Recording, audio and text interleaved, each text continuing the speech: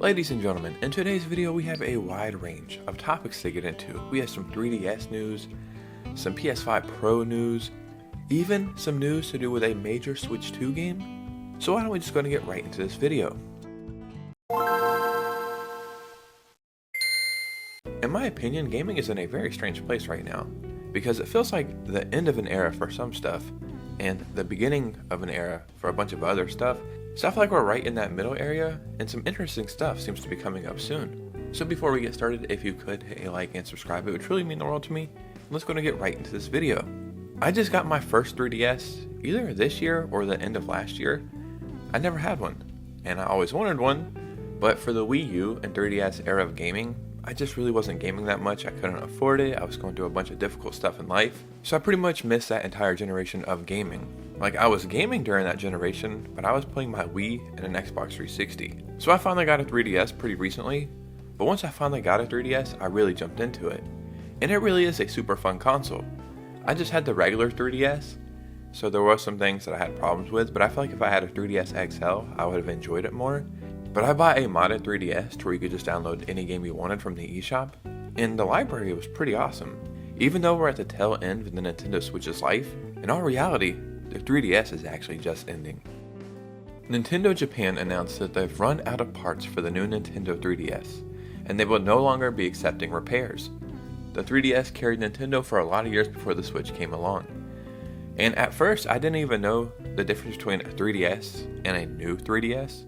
And the only difference, as far as I know, like I never had the new 3DS, is this little button right here. Well, it looks like a button, but I guess that was supposed to be used as like your second thumbstick or something like that. Very strange. I don't understand why they didn't just have two thumbsticks right away. It doesn't make a lot of sense to me.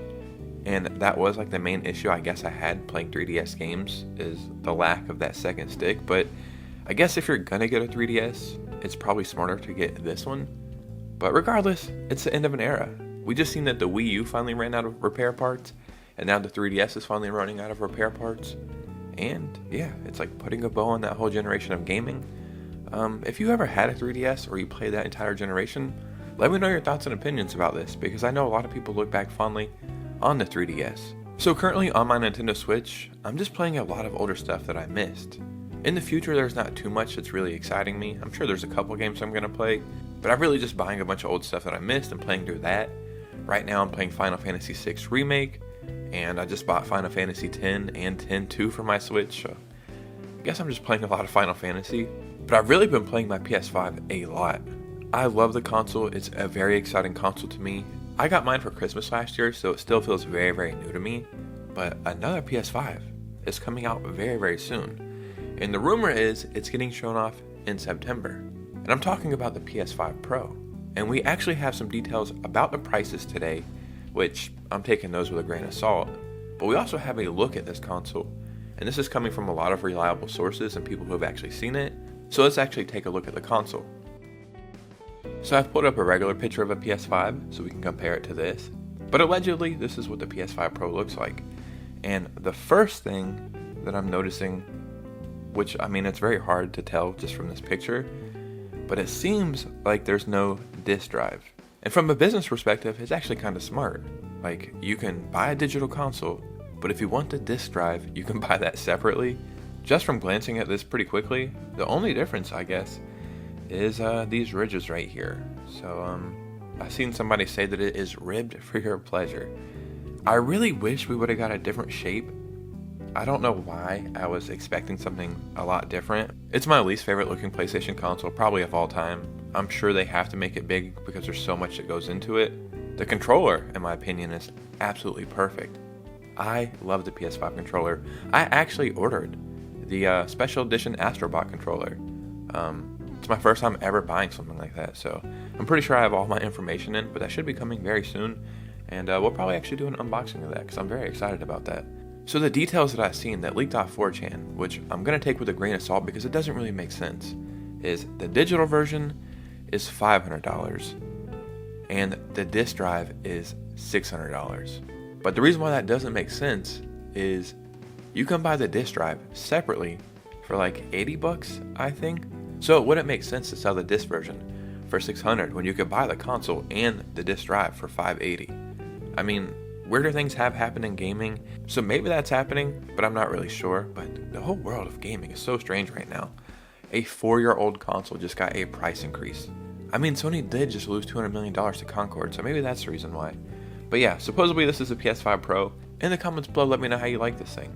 And we have some Switch 2 news, with a major look into a huge Switch 2 game. I covered a leak recently saying that Nintendo was having problems with a big launch game for the Switch 2, and that was the reason why it was delayed, but they're just going to launch a console anyway, and then the big launch game they wanted is going to come like 6 months later. So what do you launch a Switch with? If it's not Mario, or Zelda, or Donkey Kong, or Metroid, or something like that, what is the next best option?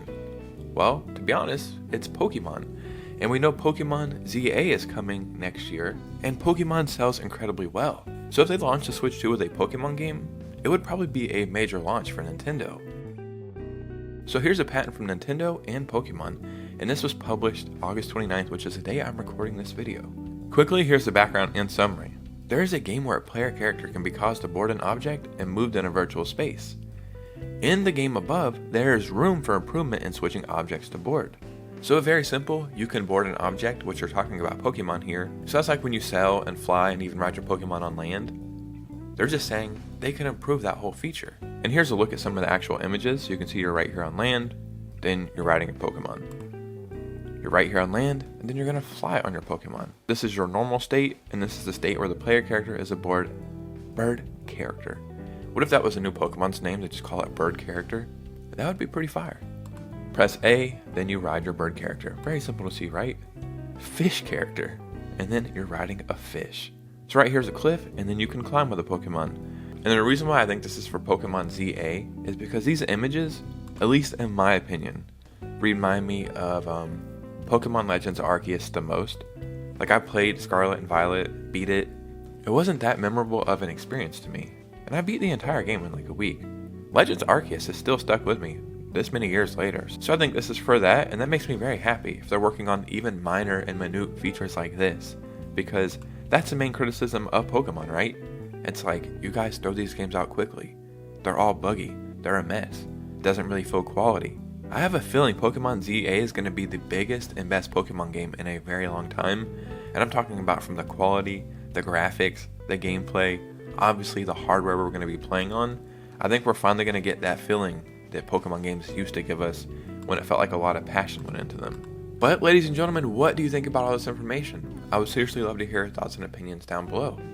If you could, follow me on Twitter and Instagram. We are growing on both platforms. It's a lot of fun talking to you guys over there. I talk to you guys every single day. And yeah, we just talk about games, and that's pretty fun. And you guys know me. I will see you soon with a new video. Peace out.